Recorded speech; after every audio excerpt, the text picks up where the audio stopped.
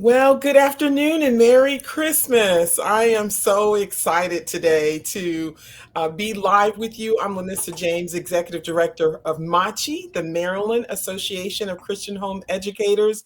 And we are so excited about today's Lunch and Learn because we have a super special guest. You guys see him. Many of you guys are very familiar with TJ. He is senior counsel at HSLDA, Homeschool Legal Defense Association, and he is the new state attorney for Maryland.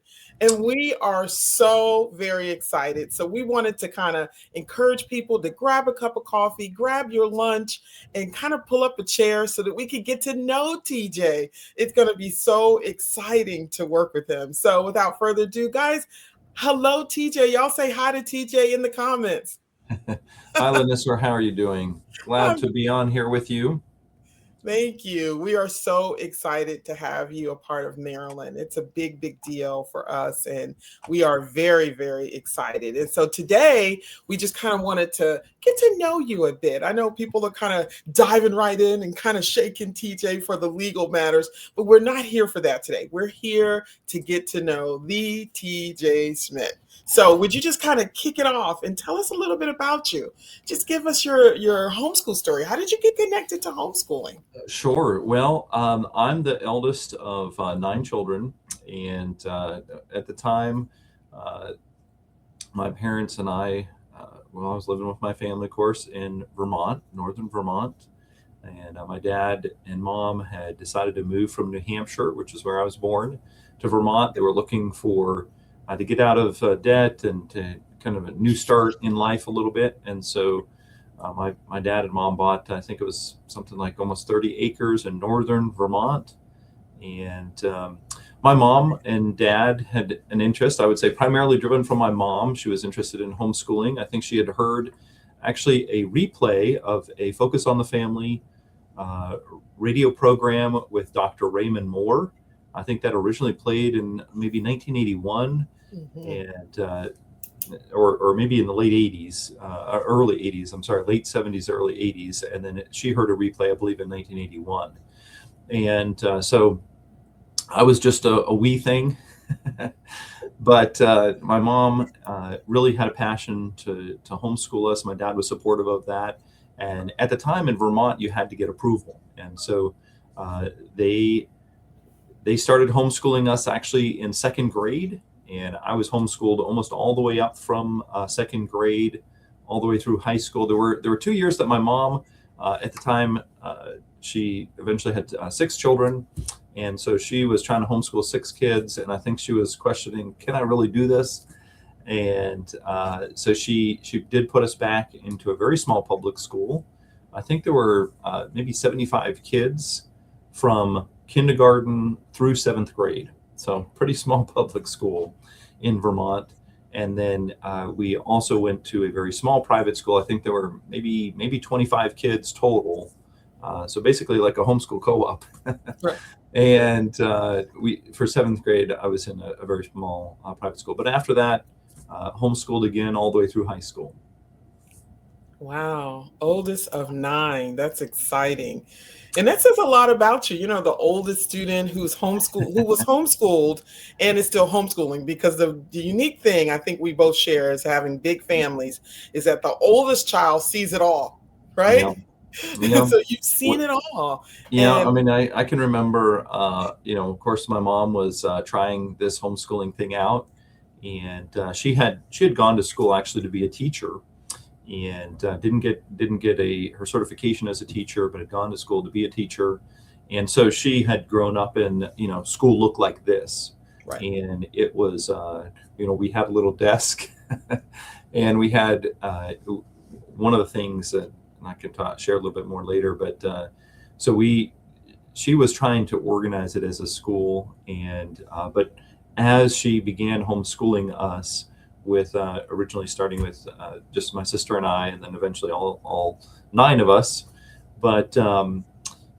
she adapted and changed to the needs of her children, and I can remember, uh, I loved math, and my mom was very good at math, but there was lots of frustration over math, particularly when we got to algebra. And um, that was my mom changed. We changed what curriculum we were using for math, and for us and for me, what ended up working was Saxon math, and so it was just really unique perspective for me being homeschooled and going through that. And I think that's kind of helped both my wife and I because both of us were homeschooled.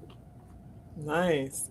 So you were homeschooled, you married someone who's homeschooled, and you guys had almost as many kids as your mom, right? Well, we do. We actually have nine. So That's my ex- mom had six, and then we adopted three. But nice. she still was parent to nine children. Yes. And my wife and I, we have nine kids. We thought we were done at seven, but God gave us twins at the end, and so we hit nine. It's exciting. We were neck and neck, TJ. We were seven, I had seven, you had seven, and then blast. You guys blast Yeah, past us. God works in mysterious ways. Yes, he does. That's so very exciting. And so you mentioned something that I kind of want to swing back on. You said your mom adapted and changed, and Mhm. that is such a good conversation, particularly in this part time of the year, right? Right. Homeschoolers are taking maybe a holiday break, if you will, Sure. and there have been some things maybe the first half of the year that might not have worked, right? Not Right. might might have caused a lot of stress, and so just dig into that, adapt and change, and give homeschoolers encouragement about that it's okay. Sometimes we feel guilty, right? You start a curriculum and it doesn't work out. Well, and I think there's also sometimes a cost factor because homeschooling is not cheap, and most of us are trying to homeschool on a budget, maybe even only one income, and so there is challenges when you're homeschooling, and you make a decision and you think, oh, this is going to work best for my child, for our family, and you kind of get into it and realize, no, this is not working, and so I understand that as a parent myself. My wife and I do spend some time talking over what's going to work. I mean, obviously, she's doing the vast majority and the bulk of our homeschooling. Um, I'm consulted somewhat, and we do talk through those things. But you brought up a great thing: is sometimes we need to change, and sometimes you realize that it's just not working for your child, and that's one of the things that I appreciated from my mom is that she realized that the program that she had chosen wasn't working. And we've seen that in our own family. We've primarily used Matthew C for most of our kids, but for one of our children, that just really wasn't working, and so we switched to a different program for her. Um, and I think that's something that we try to adapt as homeschooling families. And one of the things, as a homeschool attorney now, talking with parents that regardless, even if you live in a state like New York, where there's a lot of record keeping, a lot of documentation that you need to submit, never let that come in between you and what's best for your child.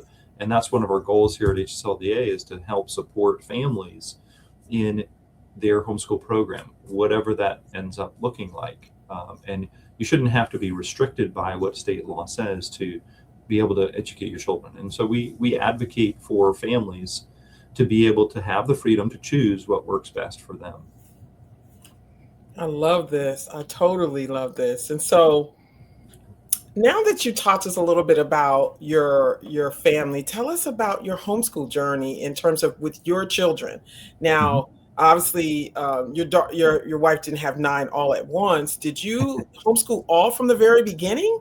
Like, were you committed to homeschooling all the way through? Yes, we did. I mean, so as I said at the beginning, both my wife and I were homeschooled. I began at second grade, and then, my wife began actually in first grade. Her mom, so my wife I'm the first of nine. My wife is seven of 11. So she's got me beat as far as siblings go. And, both of us uh, had loved our homeschool program. I mean, I think there were certainly things about our individual homeschool, program that we didn't like. I think every child has, wow, I don't like that. And we certainly, there were things, but I think our overall program is something that we really enjoyed. And so we basically, uh, talked about homeschooling, I think, really from the beginning. It was not anything that we didn't think we were going to do. And so we made that decision, very early on. And I think, that doesn't mean that there haven't been challenges.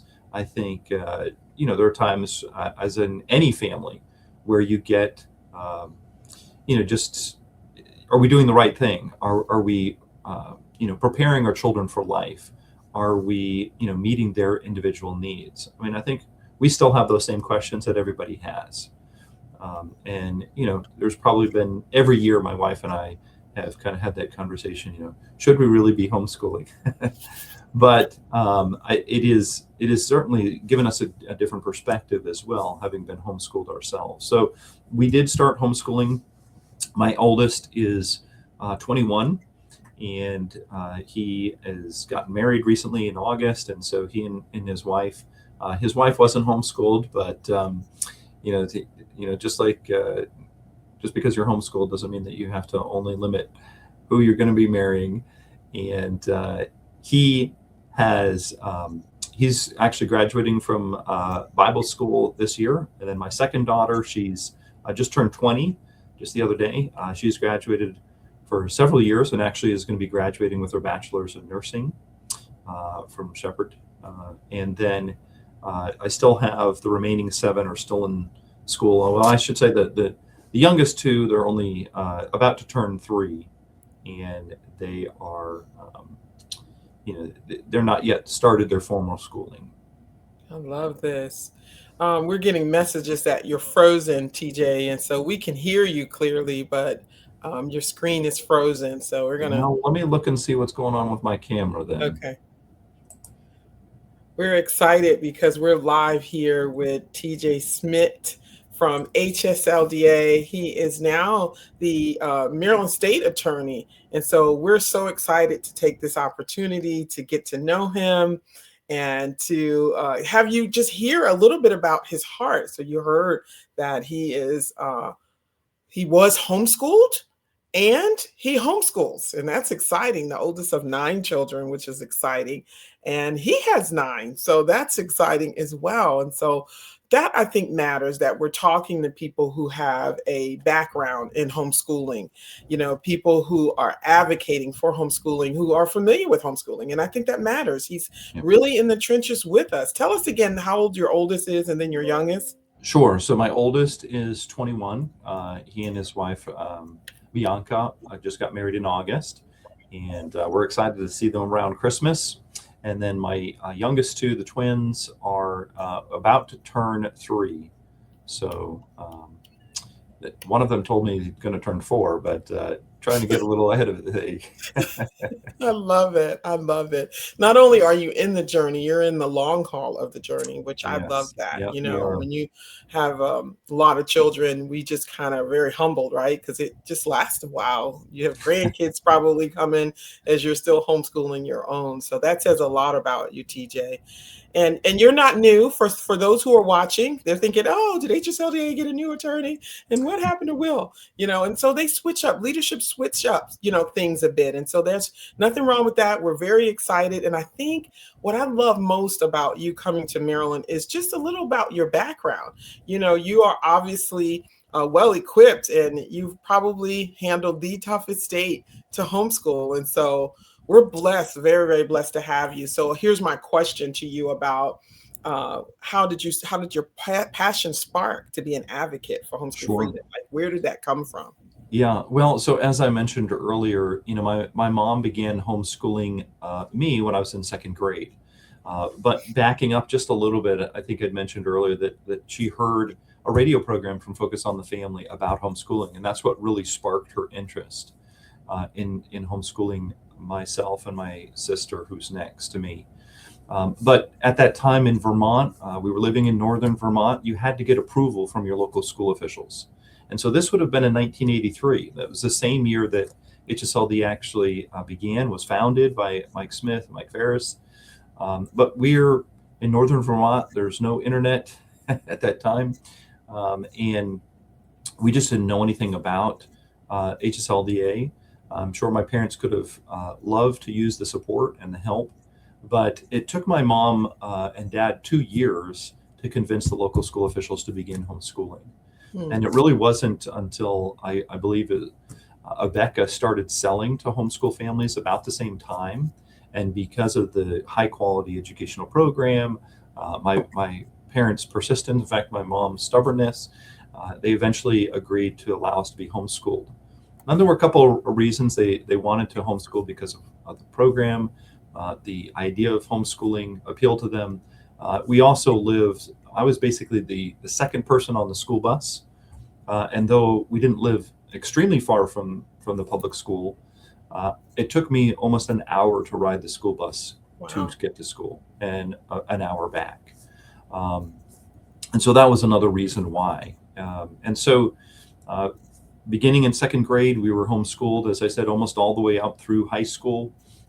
I also, um, I would say that while I was pretty young going through that experience, of course, my mom told us all about it, and just the experience and the flexibility of our homeschooling throughout the time we were homeschooled in Vermont. Then my dad went on a missions trip, fell in love with missions, and as a family, we went down to Haiti. And so I think I was just before I turned 11 years old. We went down to Haiti as a family. At that time, there were 6 children, my mom and dad and 6 kids. And so we lived in Haiti from the time of 11 until I was about almost 20 years old. I spent about 5, almost 6 years living in Haiti as a missionary kid. Also during that time, as you may remember, Haiti has had a very tumultuous political climate. And there was an embargo in the 90s, early in 90s, and it was unsafe for foreign missionaries at some parts. And so we went over to the Dominican Republic for about 6, 7 months in the early 90s, mid 90s. So I've lived in both Haiti and the Dominican Republic. And our homeschooling program really didn't suffer because we were able to pick it up. We were able to travel. And even at the tail end, after graduating high school, I started my law school studies through correspondence, through an online program. And so that's kind of the history of my passion about homeschooling, really, because I lived it. My mom committed to homeschooling us. I had a really good experience and just wanted to provide an opportunity to help families. And so as I was interested in law, I became aware of HSLDA. So my parents probably learned about HSLDA when I was, I think, probably about 15, maybe 16 years of age, almost by the time I was about to graduate. And so we read all the HSLDA stories. We were reading about things that we had experienced as a family, but weren't necessarily aware, living in northern Vermont and on overseas in Haiti. And so we really became aware of HSLDA, and I thought, man, this would be a great place to go to work. It kind of fulfilled both sides of having been homeschooled and my interest in law. And Yeah. so I ended up applying to be a legal assistant before I graduated from law school.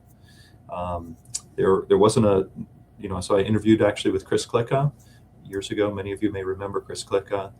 And so I interviewed with Chris, and he advised me, hey, hold off.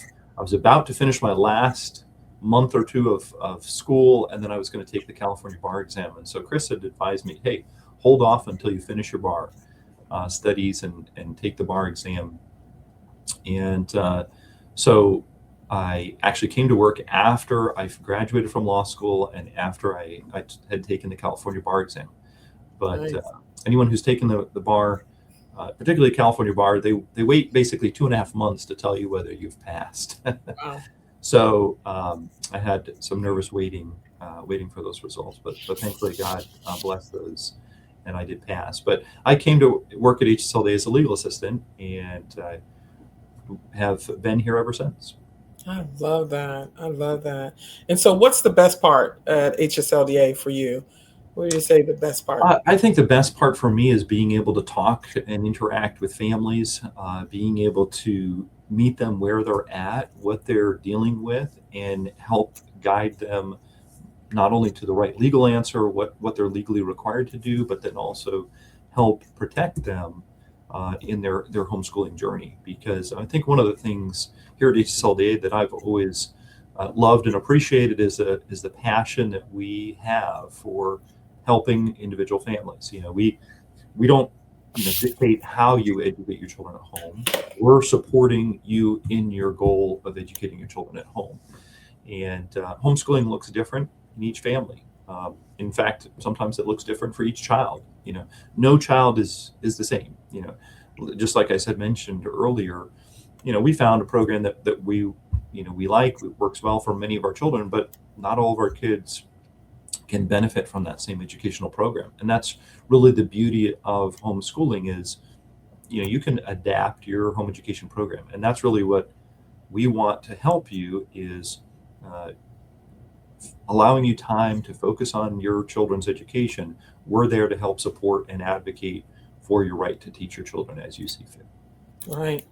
Wonderful. Yeah, and our team has actually put the join link because I love how HSLDA says, giving parents the peace of mind to be able to homeschool, to focus in on the homeschooling, while HSLDA does the hard lifting, which is making sure that it's possible. So I just Well, I mean, I don't want to contradict you there, Lanissa, but I think parents probably do more of the hard lifting. I get to do in the last, maybe push it over the finish line if there's an issue, or, and sometimes there are some hard things that we have to do. But I would say, by and large, homeschooling families probably do every day more hard things than I do, with one particular family.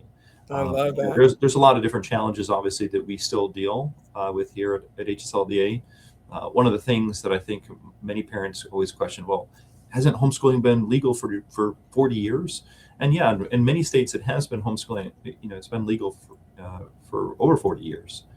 But it still amazes me how many situations that we get on a daily basis of, school officials trying to, either prevent or restrict the parents' right to be able to teach their children at home. And so, not trying to make a big deal about it, but I think parents do a lot of hard things every day. And, in individual families' life, I'm just dealing with very little time. Maybe there's a hard work for a day or two, but most of what we're able to do, thankfully, is very rewarding in being able to help those families. Yes. And it's a big deal because when you're in a crisis, I know as a mom, if you come across a legal crisis and a situation that is homeschool discrimination, it's everything for the family. Oh, right? Sure. Yeah, absolutely. It's pretty traumatic. Yeah. So. That's one of the more rewarding things, I think, is over the years, I've been able to help, hundreds of homeschool graduates either get into college or get into some employment, play sports at the college level, do all kinds of different things. And so those are very rewarding. But I think probably, I graduated in '93, so I'm getting up there in age, but I still run across families from my generation. In fact, I helped a homeschool graduate probably last year, and she graduated in 1986. So, a few years before even I did. And yet we were able to help this homeschool graduate get into a employment job that she was seeking. She was qualified, but it was the fact that she was homeschooled that was kind of holding back her ability to get into that job that she wanted. And so it was very rewarding to be able to help her achieve that dream that she had. So Right. And you make a good point, TJ, even with all those years that have passed by, right? You think, hey, I graduated, I made it over, but things resurface itself for sure. Yep. Well, surprising, but it does happen. It does. It does. Now, I want to talk to you because I know you served in New York, and New York can be a challenging state to homeschool. What Sure. have been some of your key takeaways from your work in the state of New York? Well, so I think, I did serve, and I still help. One of the reasons why I'm changing to Maryland is because I have more time. I had assisted our New York families for over 20 years, but we recently hired a young attorney, and he'd been serving many years with ADF, Alliance Defending Freedom. And so Ralph is licensed in New York, and so he's going to take over primarily defending our New York families. And so I have more freedom, and now I'm excited to take on challenges with you know Maryland and as well as 9 other states. But I think probably the biggest takeaway that I've had is that even in states that require so much, I mean, New York requires a ton of paperwork. You have to submit basically 7 separate documents every year for every child. And that's the notice, the IHIP, the quarterly reports, and then an annual assessment. So 7 separate documents. But I would say, even in states like that, even in states like New York, where there are so many requirements, it is just, to me, so rewarding to see parents who are willing to do the hard things. They're willing to, go through the rigmarole of having to do all that paperwork just so that they can educate their children at home.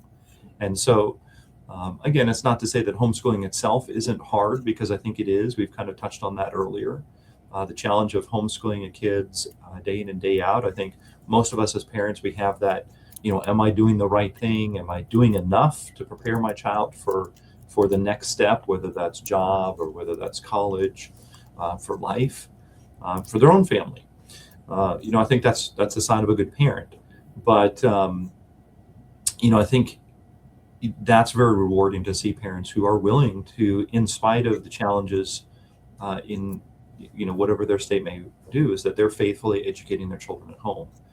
And I think that's, again, one of the things that I want to try to pass on is, I was blessed with a mom and dad who are willing to be stubborn, and it took them 2 years to convince the school officials to to allow us to be homeschooled. And they were faithful, persisted through, and I'm where I am now because of the fact that my parents took that and did the hard things in homeschooling. And so that's, I think, my biggest takeaway is just being able to interact with families who are doing the hard thing every single day. And our goal is to try to make that a little bit easier. Of course, being second generation homeschooled kids, my kids are second generation. I'd love nothing more than for them to, be able to homeschool their own children. Yes. And that's what we're, fighting for here, is for them to be able to make that decision. Now, I have no knowledge, I'm sure, as a parent, whether your own kids will eventually homeschool their own. Of course, whatever they choose, my wife and I are going to support. But having them to be able to make that choice is what I really want. Yeah. Yes.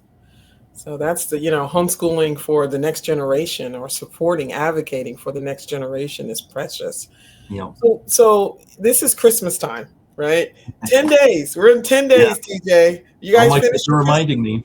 I know. So you're like us, like the James's party of 9. We are not done. You're never done. It's just done doesn't exist when you have a big family. Sure. We want to get a kind of snapshot of what it's like to be in the Schmidt home during Christmas. Tell us something, a tradition or some fun family thing going on for you for Christmas. Well, so we do enjoy celebrating Christmas in our family. In fact, I would say my wife is probably a let's put up the tree by Thanksgiving kind of person. In fact, we were traveling for Thanksgiving, and she had us put up the tree before Thanksgiving. So I don't know that's going to be for future years, if we're going to just keep marching earlier and earlier or what. But right. So we typically put up a big tree. My kids each have ornaments. We typically have gotten ornaments almost every year. And this is kind of tradition from back when I was a kid. I still have, believe it or not, a few of the ornaments from my childhood. In fact, I don't remember if they're on the tree because some of them are pretty fragile now. But and with 2 3-year-olds, that can be a challenge. But I have some that I know date back to, I think the oldest one I have is 1979. Nice. And so, we want to install a tradition in our children of having those Christmas ornaments. My wife and I have joked that we need to get a second tree because our one tree, even though it's pretty big, it's hard to find an empty tree limb to put an ornament on.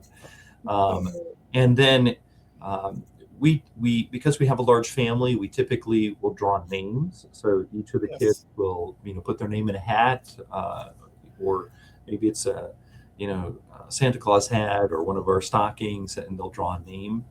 Um, and they'll each get to shop for that child, and they pick out a gift for one of their siblings. Of course, with the twins, my wife will help pick out the gift for their child that Yes. they've got. But it's just good to see my kids have so much joy in looking for that gift for a sibling. Um, they're not perfect. We have those squabbles and fights and arguments, but this is just an opportunity for them to find a really special gift to give one of their siblings. Then Yes. we also, as a family, we look for a candlelight service. Our church has a number of candlelight services. Growing up, it was something that we did a lot. Going to a candlelight service where we sing hymns, we sing Christmas carols, we sing. Typically we'll go through just a short message of the gospel, Christmas message, and then light a candle. And so that's something that's always been very important to our family. And we typically do that on Christmas Eve. And then when we come back from the candlelight service, my kids are excited to open their stockings. We've always been a Christmas Eve stocking open family gift I love it. thing. And one other thing that my wife does is she makes donuts. This is something that her family did growing up as kids. They would make donuts Christmas Eve, and so that they would have homemade donuts on Christmas morning.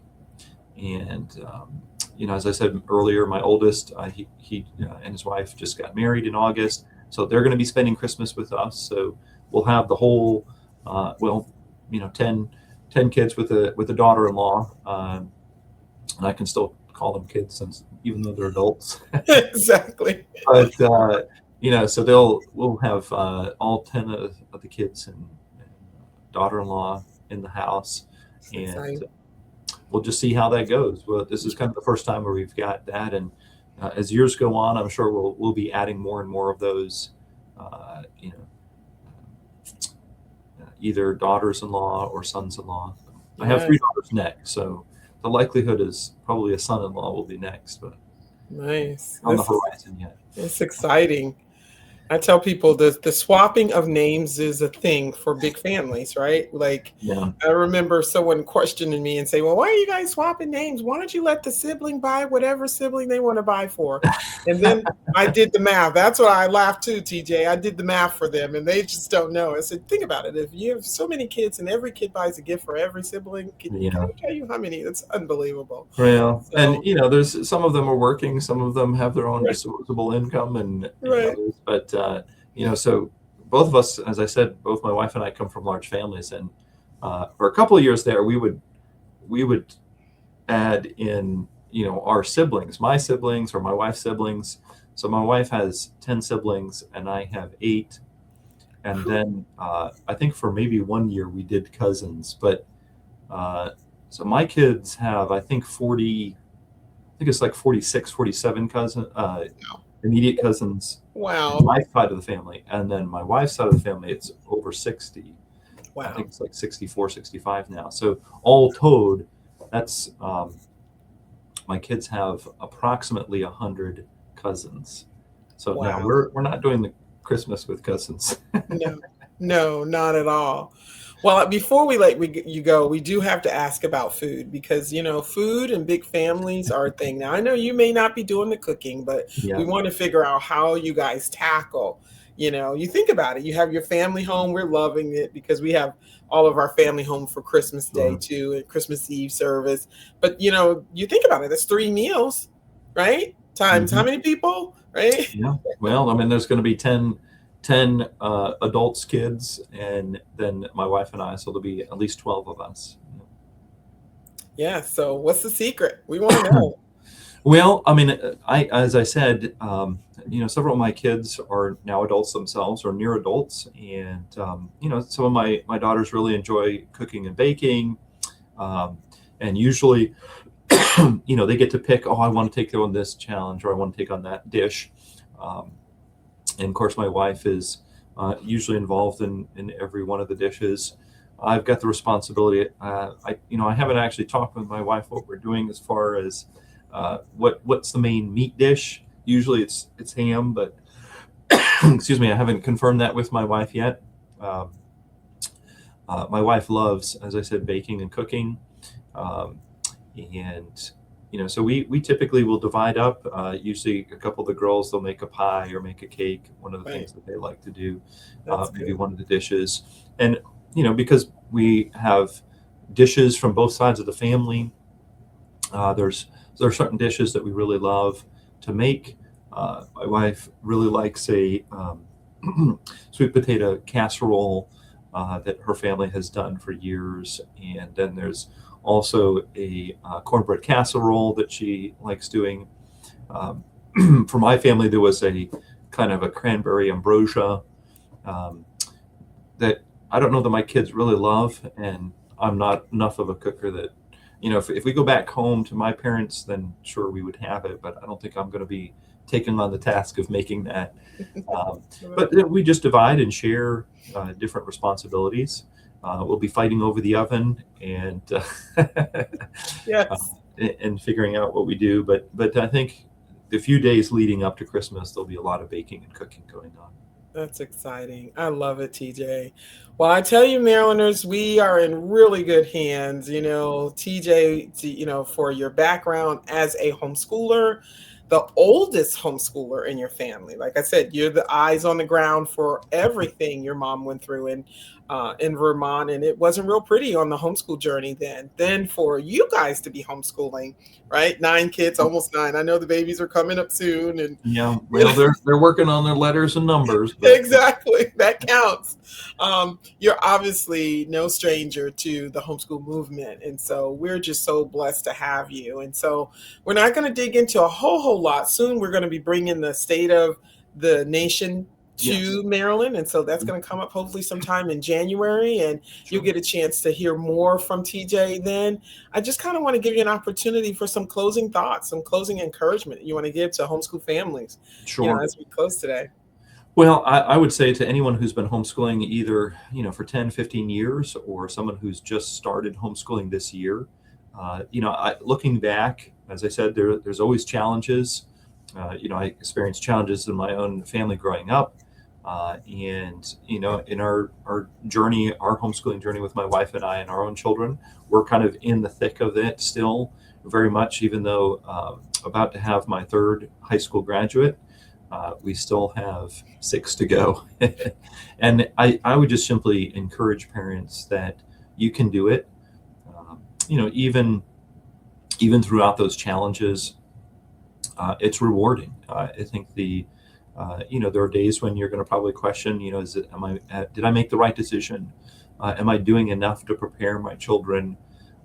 And I always tell parents that asking those questions are a sign of being a good parent.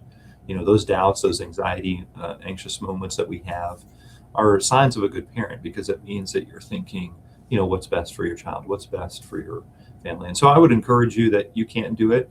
Um, and we're here at HSLDA to help you, to take away maybe the question of what do I need to legally do. We're there to help you, walk you through, and provide you with those answers and information, and then of course protecting you should there be any kind of interference or difficulties in the kind of the legal component of your homeschool program. And so um, if there's anything that I can do to help, please, don't hesitate to reach out. And we certainly appreciate, MACHE and all that you do, because you're kind of the first boots on the ground. You're helping advocate for families, and you're helping, provide that support for families who need that support as they're homeschooling in Maryland. And so, I think over the years, there's nothing more true than the fact that it's collaboration, cooperation. HSLA does nationally work on all 50 states, but without the strong support groups, the strong state organizations, day in day out, fighting and advocating for homeschooling, supporting homeschooling families, we couldn't do it without the state group. So I really appreciate MACHE and all that you guys do. And Lanissa, I know known you for probably what has it been 15 years now, maybe. Seems like about that time. And I know you and your family, you and your husband are doing a great job. And how many more years do you have to finish homeschooling? Well, we're almost done. We only have about 8 more years left to Okay. go. TJ, we're almost there, right? I think you're getting closer than I am. I think I've got, well, if we start at 5 officially, I'm going to have about 14 more Right, years. right, So, right. yeah. It's But exciting. So it's really exciting. appreciate you having me on. And, again, just continue to fight and enjoy the homeschooling opportunities that you and your families have. Thank you. Thank you, TJ. We are so excited to have you. Machi loves you. We're excited. We wanted everybody to have an opportunity to hear from you, to get to know you. We know you, but we know that Maryland is in very good hands, just under your direction, and how we're going to partner and come alongside of all things Maryland.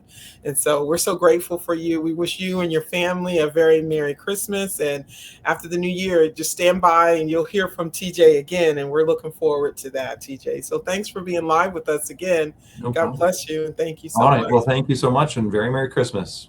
Thank you. Merry Christmas as well. And bye for now. And thank you so much for watching. And I want to remind you that Machi does have a discount code. So if you decide to join HSLDA, do connect with us so we can give you that discount code and you can get connected to HSLDA. So we thank you and God bless you. Bye for now.